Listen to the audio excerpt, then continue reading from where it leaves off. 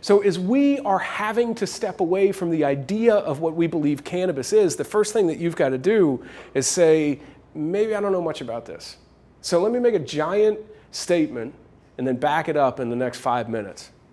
That unless you have purchased a THC-based product from a commercial dispensary in the last 5 years, you don't know what you're talking about. Your experience is antiquated, your construct is old, and it does not apply to this situation. I don't care how much you smoked listening to Dark Side. I don't care how many times you hit play on Wizard of Oz and Dark Side at the same time. And I don't care how many times you watch Dazed and Confused with it or Space. I don't care. Like there are some people, if there's anybody like me, listen, I smoked a lot of weed. And it was here in the 203. And in the 203, we probably got some of the best bud on the planet back then. And my construct of being sober since 1996 is so antiquated that I don't even try to apply it. So I'm not going to ask for a show of hands here, but I know the world you all come from. There's some knuckleheads. There's some reform knuckleheads around here. You guys know weed. You knew Joe Walsh's weed. You knew Dr. Dre's weed. You knew Cypress Hill's weed.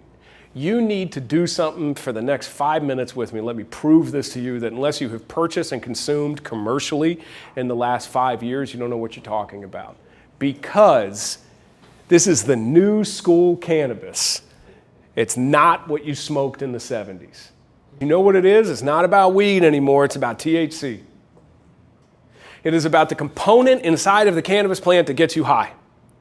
There are, again, hundreds of different chemicals inside of this plant. There are two of them that matter. THC and CBD. THC is where the psychoactive components of this plant are. This is the part that gets you high. You can oversimplify a little bit, and Doc, I'm sorry for doing this, but you'll see why. Like the more THC, the higher you get. CBD is the other one, which we'll talk about in a minute. CBD is where the medicine is, almost exclusively. It's really actually the delta between the two that gets you high. CBD neutralizes the psychoactive components inside of THC. Fascinating stuff. Like the natural plant, the thing that God gave us, incredibly fascinating. At a 1-to-1 ratio, you really can't get high. But the more THC, the more room you have between THC and CBD, the higher you can get. Do you know, in December of 2014, High Times Magazine wrote a piece about the ceiling, and they said we will never break the 30% THC threshold in a plant. It can't be done. High Times Magazine wrote this. Those dudes know a little bit about weed. In December, they wrote that. In March, we broke 40%. That's the pace, the speed that even the subject matter experts are like, oh, holy shit, that kind of happened. In Colorado, we have twice as many dispensaries as we have Starbucks and McDonald's combined.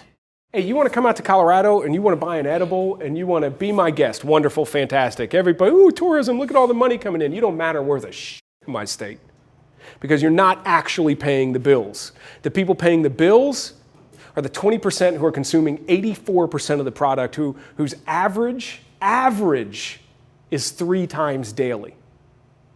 Those are the people who are making the money. How do you get that person?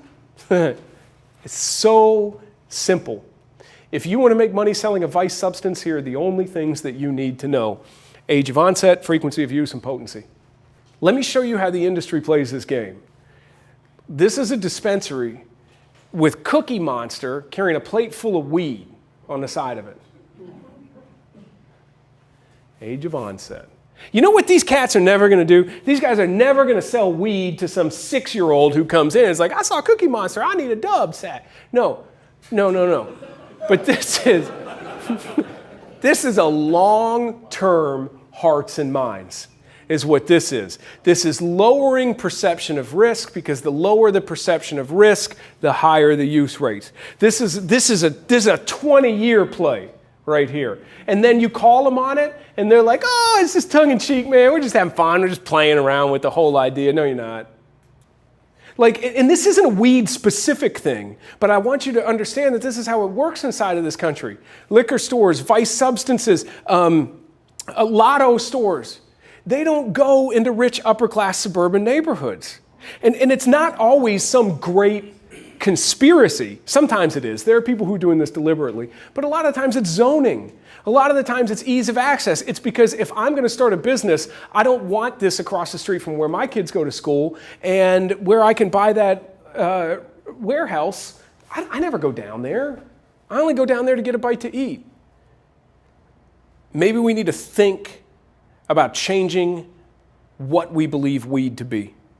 Because if you keep thinking about a bud and a plant and the cover of the Dre album, and if you keep thinking about that, you're thinking here and they're thinking here. Maybe we need to change what we consider weed to be, because based on the legal definition, in Colorado and in California, you better believe it, and in every other state that's got recreational, most of the states that have medicinal, marijuana is result, derivative of, compound, extract. Marijuana legally is.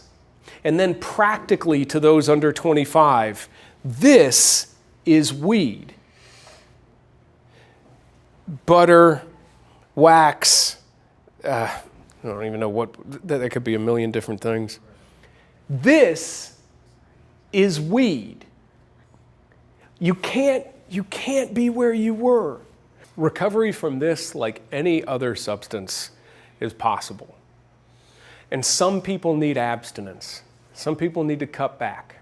Guys like me, we need abstinence because we can't use in moderation, just like I can't drink in moderation.